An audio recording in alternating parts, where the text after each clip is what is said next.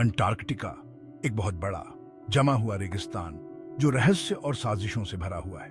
5 kilometre तक गहरी बर्फ की चादर के नीचे यह महाद्वीप अनगिनत राज छुपाए हुए है। भले ही जून जुलाई की गर्मी हो, लेकिन अंटार्कटिका का तापमान साल भर 0 डिग्री से भी कम रहता है, जिससे वहां जिंदगी मुश्किल लगती है। फिर भी बर्फ की इस चादर के नीचे 400 से भी ज्यादा झीलें मिली हैं, जो एक गुप्त दुनिया की तरफ इशारा करती है।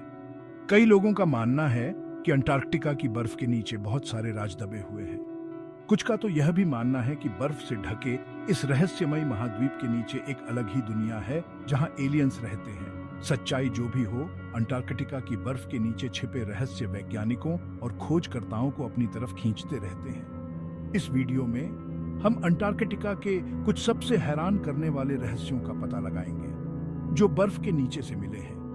हम उन खोजों पर एक नजर डालेंगे जिन्होंने वैज्ञानिकों को हैरान कर दिया है और इस जमे हुए महाद्वीप के बारे में हमारी सोच को बदल दिया है। 2009 में अंटार्कटिका में एक अभियान के दौरान खोजकर्ताओं को एक अद्भुत चीज मिली। बर्फ में दबे हुए उन्हें एक बहुत पुराने जानवर का एक बहुत अच्छी तरह से सुरक्षित शरीर मिला, एक बिल्ली। लेकिन यह कोई आम बिल्ली नहीं थी।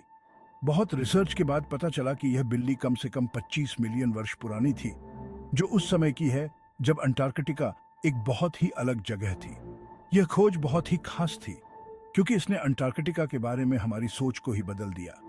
एक महाद्वीप जिसे हम अब बर्फ और बर्फ के मैदान के रूप में देखते हैं, वह कभी एक ऐसा समय था जो गर्म था और जहां जीवन भरपूर था।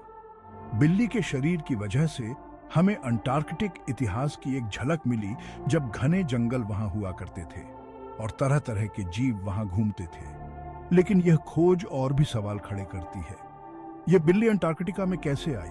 क्या यह उन जानवरों का हिस्सा थी जो इस जगह पर रहते थे, या यह अकेली थी जो यहां गलती से आ गई थी? और सबसे महत्वपूर्ण बात यह है कि यह खोज हमें अंटार्कटिका के बारे में और क्या बता सकती है और इसके जमे हुए अतीत के रहस्य। 2014 में अंटार्कटिका में एक और चौंकाने वाली चीज मिली, जिसने दुनिया को हैरान कर दिया। एक रिसर्च टीम को मानव खोपड़ियों का एक समूह मिला, जो अंटार्कटिका में पहली बार हुआ था।